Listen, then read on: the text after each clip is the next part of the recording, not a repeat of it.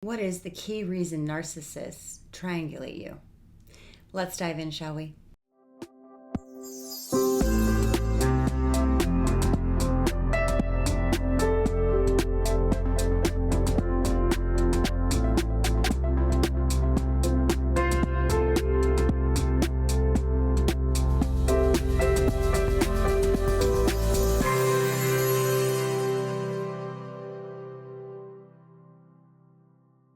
Hello guys, welcome to my channel. If you're new here, please click the little subscribe button, the bell to receive notification when I've released new videos.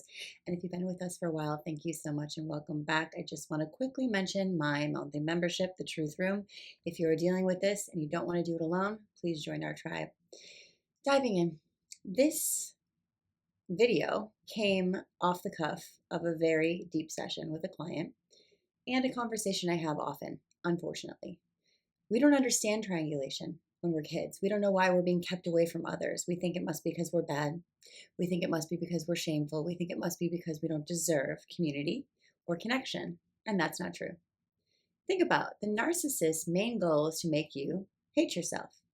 It is to make you leave yourself, abandon yourself, to be a version of you that feels more correct for the narcissist, that feels more of an extension of themselves.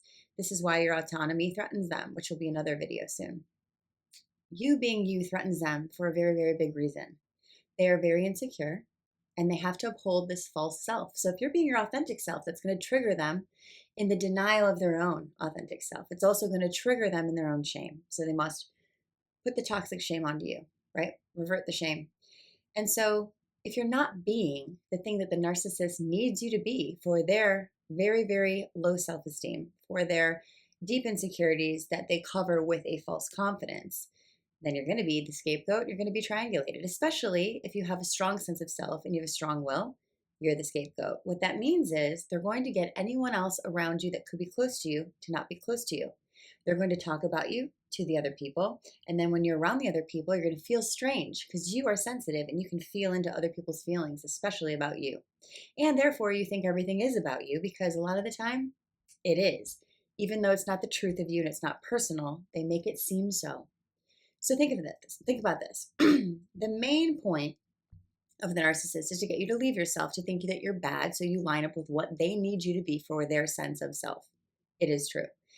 If you're going to an amazing university, they'll talk all about it, but you're not going to feel it, right? It's the image over the feeling.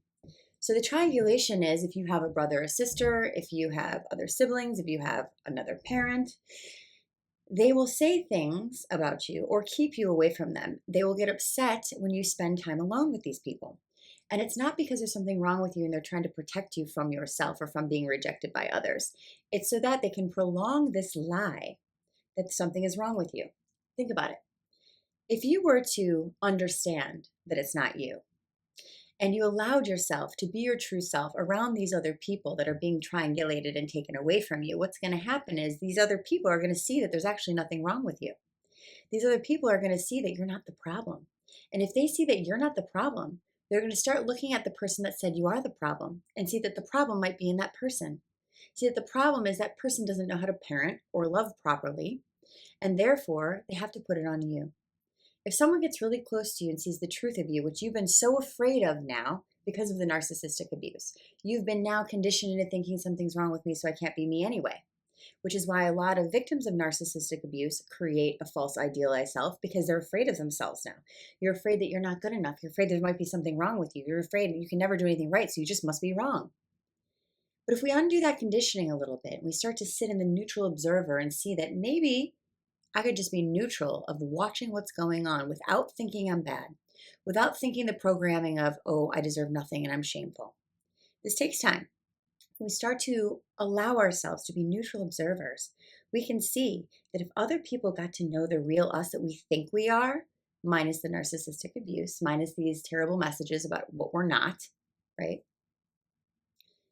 Then they're going to see that there's nothing wrong with you. And then it's going to be very confusing for you as a child. As an adult, it's easier. But if people start to see that you're lovable and there's nothing wrong with you, that's very threatening to the person who wants you to think that. What people are going to see is there's nothing wrong with you, but perhaps there's something wrong with the one that's trying to keep you away from everyone. perhaps then their cover starts to fall and they get more angry at you. So you try to protect their insecurity. You try to live below the veil of confidence. You try to not shake anything up because that conflict scares you. That abandonment scares you. So you are forced to make yourself wrong and think there's something wrong with you to deal with your environment that is toxic. When you're outside of a toxic environment, you don't have to be any certain way. You don't have to control environments anymore. You just get to be you, but you're so unsure of that because your conditioning has been against that. Hear me. You are triangulated and made to think that you're different so you don't get close to people, so you don't tell this truth, so you don't tell the secrets. And as we do this inner work and we start to heal all of this and the trauma bonds and withdrawal and the self-abandonment, you start to own yourself. You start to be yourself. You start to see the world doesn't think anything's wrong with you. It's just this person. It's just this parent. It's just this partner. And when you start to self-partner again and you stop listening to the voice inside your head that is not yours, it's the conditioned parent, authority figure, or partner. When you can get rid of that, you start to do this inner work and you start to heal these wounds, these lies about yourself. You can start to feel more confident about being expressive, about being authentic, about speaking up on your own behalf. And when people start to see that there's nothing wrong with you and you're not the problem, there's no reason for you not to be close, the truth is revealed. And the person who is the problem, who is treating you wrong, will be seen in the light of the truth. There will be no more denying the truth of how they're treating you. There will be no more denying the truth that you're good. When people that you've been triangulated from start to know the real you, the real problem gets highlighted. It was never you. Just so you guys know, Inner Work 2 starts December 6th. What is Inner Work? Inner Work is a 90-minute class with me and 2 to 3 other people. It is an intense group coaching. It is 8 weeks. We talk about abandonment wounds, self-abandonment, trauma bonds, withdrawal symptoms, narcissistic parents and partners, and codependent patterns. We break the hell out of that. We break out of any kind of love addiction. And we start to heal the emotional body back to the true self. If you're interested, please check the links below. Also, go find me on Instagram. I do these reels every single day, short versions of these long videos. I love you guys. Have a great week. I'll see you soon.